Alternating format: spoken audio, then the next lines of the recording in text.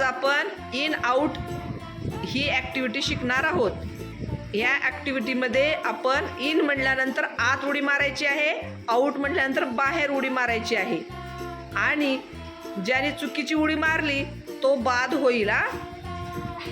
तर चला start. In out, in.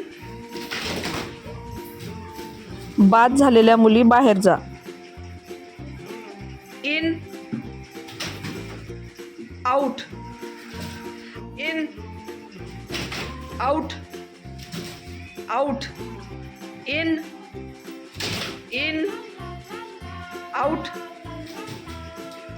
लवकर लवकर करायचं, fast. In out, out, in in out, in in out, out, out.